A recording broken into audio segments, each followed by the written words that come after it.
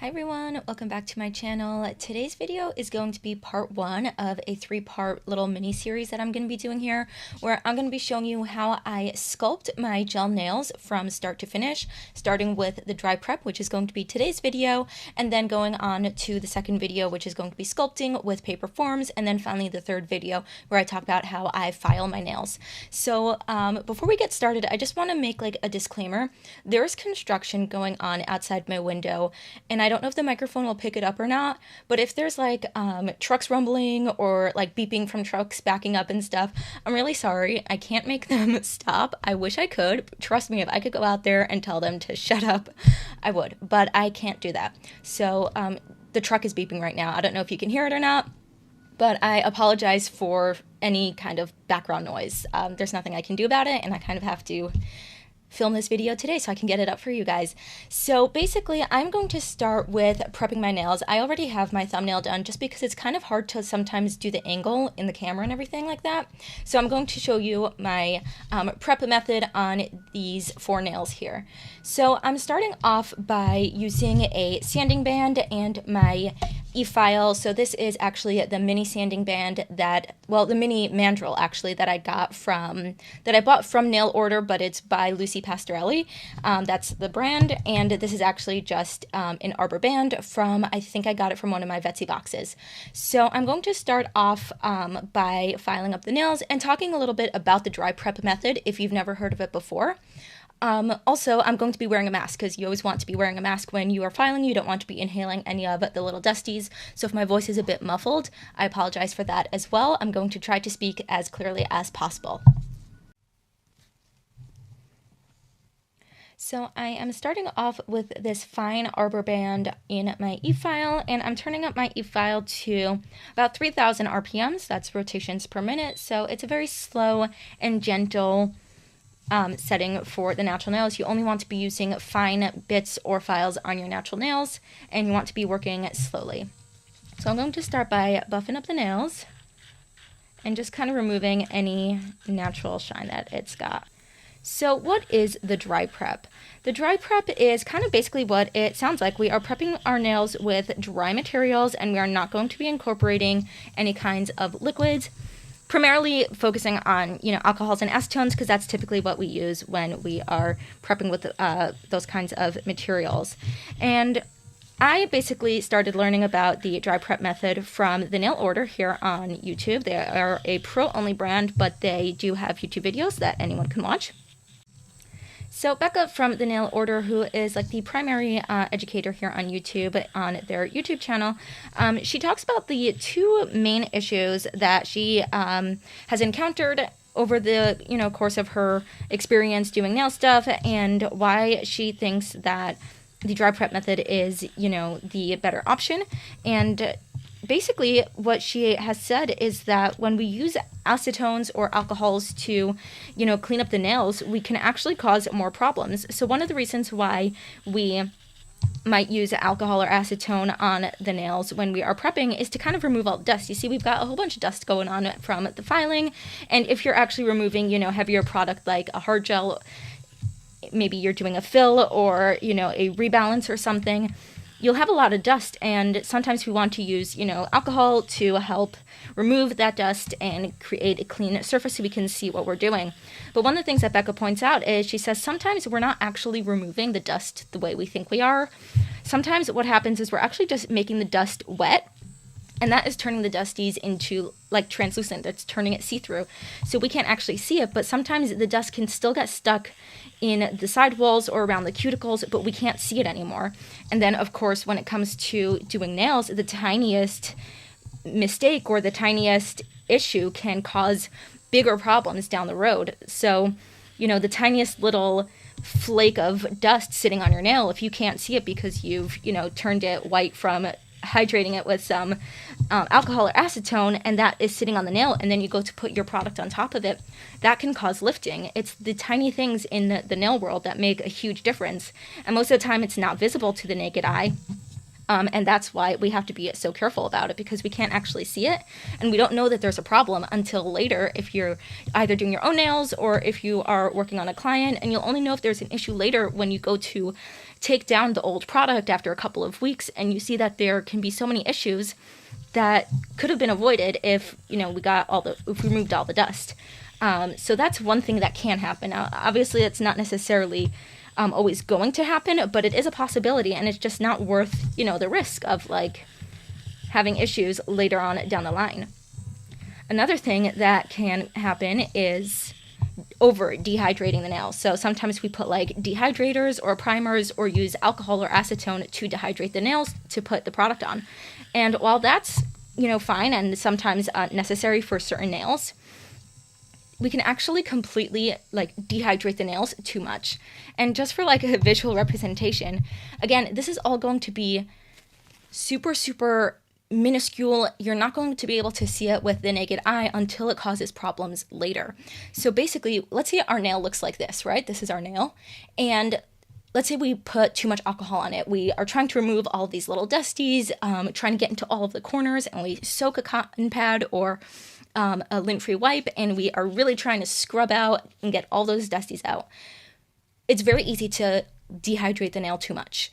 Alcohol and acetone are quite harsh when you are thinking about how small and how delicate nails can be. So let's say you did that to your nails and you completely dehydrated them, over dehydrated them. What happens when you dehydrate things?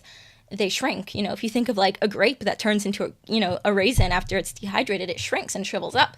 So that can happen to your nail. So instead of your nail looking like this, it's gonna curl up a bit from the dehydration. Now again, it's not going to be visible to the naked eye. Everything when it comes to the nail industry is super minuscule and super tiny, and it's the tiny little things that can cause problems down the line. So you won't be able to see this. But let's say you put product on top, right? Let's say you do like your hard gel or your builder or whatever. Then after a little bit, when your nail gets rehydrated, you put on some cuticle oil, you moisturize your hands, your nail is going to go back to its original size. It's going to rehydrate and it's going to expand. And when it expands, it's going to pop up the product that you put on top. Builder gel, acrylic, hard gel, anything like that is all of a sudden not going to be flush with the nail that you originally prepped. Again, it won't be visible, but it's just enough lifting for things to get underneath. And that can cause, what we call in the nail industry, in the nail world, the greenies, when you get the little green bacterial infections. And then that can later cause fungal infections if it's not treated properly or if it's not known about. And it's the tiny little things that can make a huge, huge difference in your overall nail health.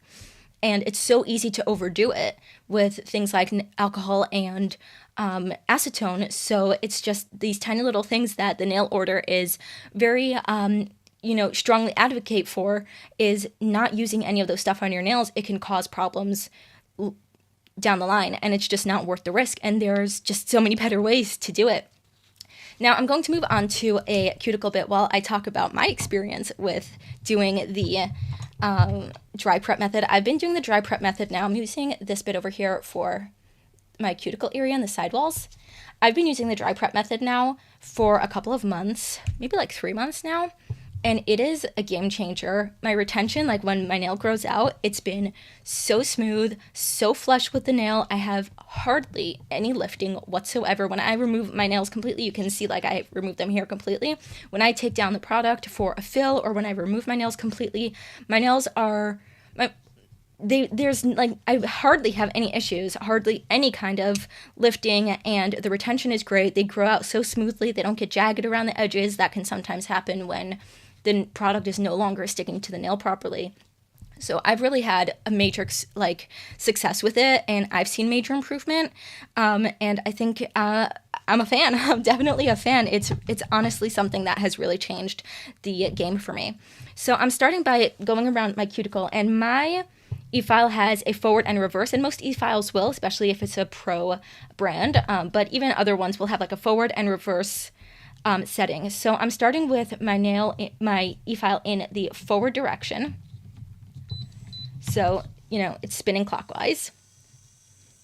And what I'm going to do is I'm going to go around the cuticle area in a left motion like this. And just clean up any kind of skin, any hangnails, anything that might be sticking around on the nail that I want to remove before going to put on my product. So just cleaning up and going in this direction like so. And just cleaning up. This is a very, very gentle nail bit. It looks scary because it's kind of pointy, but it's quite gentle. And just going to remove anything. And this is how I remove like my cuticle and stuff. I don't go in with nippers. I used to, but I find that like with this prep method, it just removes any of the cuticle that I need to remove. So I don't actually go in with nippers. If you want to, this is just some leftover gel polish from my previous set. If you do want to go in with nippers, you definitely can. Or if you want to just also leave the cuticle, you can do that as well. And now after going in around in the forward position and cleaning around the left side of the nail, I'm going to put my nail, the e-file, in reverse. So it's going to be spinning in the opposite direction, and I'm just going to go around the cuticle and the side walls in the opposite direction. And this is just to make sure that the nail is getting, hit from all sides. And it's just the most efficient way to make sure that your nail is fully prepped. And you can see that the nail is pretty dehydrated as it is. We don't actually have to go in and dehydrate the nail even more like we kind of think we do, especially if you've been doing using alcohol and acetone in your nail prep before. It can kind of be hard to like get out of that like method, and it kind of feels wrong to like not do it. It almost feels like, wait, I have to like clean up my nails. They look so dusty.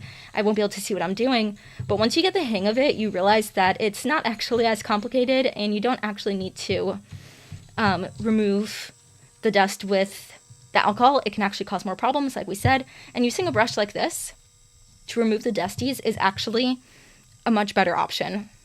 So now that I have buffed up the natural nails and removed the cuticle, I'm going to just start off by first brushing off like the light dusties, just so I can see what's going on. And now I'm going to go in with this a little bit more aggressive scrubber brush over here and just kind of really clean up the cuticles. And this does a much better job of fully removing the dust than alcohol does. Like we said, it can actually cause the dust to just go translucent and clear so you can't see it. Whereas with the brush, you'll be able to see if there's any dusties left behind.